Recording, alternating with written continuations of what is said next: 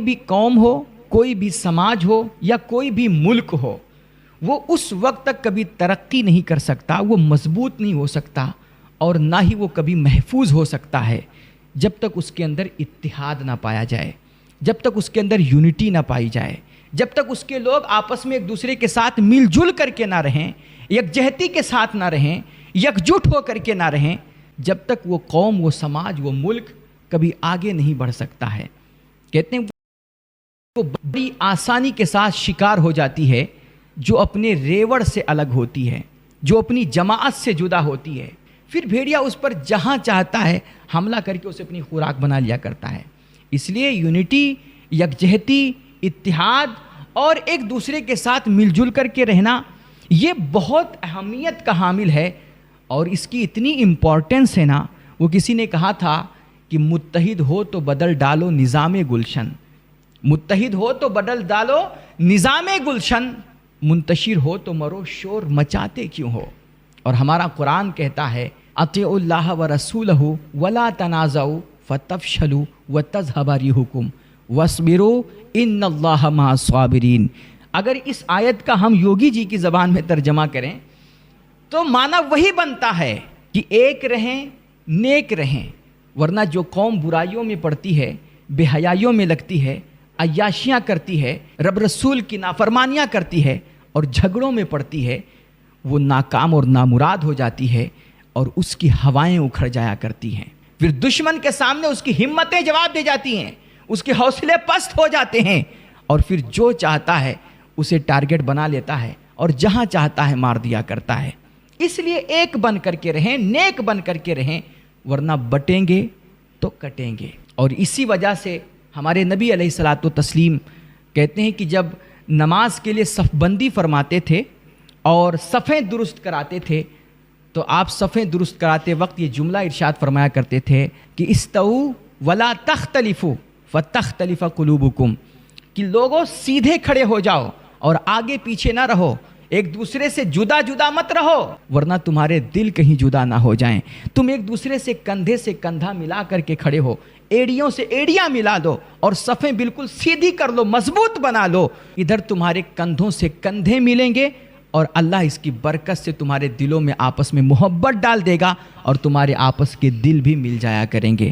اس لیے تم نمازوں کی پابندی کرو اور فرض نماز جماعت کے ساتھ پڑھا کرو، مسجد میں جا کر کے ادا کیا کرو، کیونکہ مسجد میں پورے محلے کے لوگ ہوں گے، اڑوس پڑوس کے لوگ ہوں گے، گاؤں گھر کے لوگ ہوں گے، اور ان سے جب تم کندھے سے کندھا ملا کر کے کھڑے ہوگے تو تمہارے دلوں میں محبت اور الفت پیدا ہوگی اور تمہارے اندر اتحاد پیدا ہوگا۔ اسی طرح آپ دیکھیے اتحاد کی ہمارے دین میں کتنی اہمیت ہے اور کتنی فضیلت ہے۔ کہتے ہیں حضرت سیدنا جابر رضی اللہ تعالیٰ عنہ غالباً اس کے راوی ہیں، آپ فرماتے ہیں کہ ایک دن ہم لوگ مسجد نبوی میں سارے صحابہ جمع تھے لیکن وہ تھوڑا دور دور مختلف ہو کر کے بیٹھے ہوئے تھے۔ اتنے میں اللہ کے نبی علیہ الصلوۃ والتسلیم ہمارے درمیان تشریف لائے تو آپ نے جب ہمیں جدا جدا بیٹھا دیکھا نا، الگ الگ جگہوں پر علیحدہ علیحدہ ہو کر کے بیٹھا دیکھا، تو اللہ کے نبی علیہ الصلوۃ والتسلیم کو یہ بات شاید ناگوار گزری اور آپ نے فرمایا مالی اراکم عزین،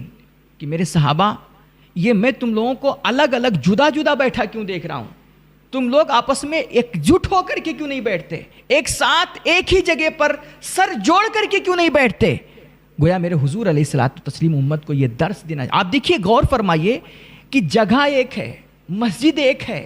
ذہن و فکر سارے صحابہ کی ایک ہے، نہ کوئی جھگڑا ہے، نہ کوئی لڑائی ہے، نہ کوئی اختلاف ہے، نہ مجادلہ، نہ مناظرہ، نہ ایک دوسرے کے خلاف دلیلیں، کوئی بھی ایسی کیفیت نہیں ہے، صرف تھوڑا دور دور ہو کر کے بیٹھ گئے ہیں۔ اللہ کے رسول کو یہ بھی گوارا نہیں ہوا اور آپ نے فرمایا مالی اراکم عزین، کہ تم لوگ جدا جدا ہو کر کے کیوں بیٹھے؟ یعنی کہ صحابہ کا ایک تھوڑی دیر کے لیے، جس کو کہتے ہیں نا اختلاف ابدان، صرف یعنی وقتی طور پر ان کا صرف بدن کا جدا ہو جانا، ذہن ایک ہے، سوچ ایک ہے، فکر ایک ہے، خیالات ایک ہیں اور جگہ بھی ایک ہے، بیچ میں نہ کوئی دیوار، نہ جھگڑا، نہ لڑائی، نہ مجادلہ، نہ مناظرہ، نہ دلائل ایک دوسرے کے خلاف، کچھ بھی نہیں، صرف ان کے ابدان ایک دوسرے سے جدا ہو گئے۔ میرے حضور نے اس کو بھی گوارا نہیں فرمایا۔ مطلب تھوڑی دیر کے لیے بھی جہاں تم متحد ہو سکتے ہو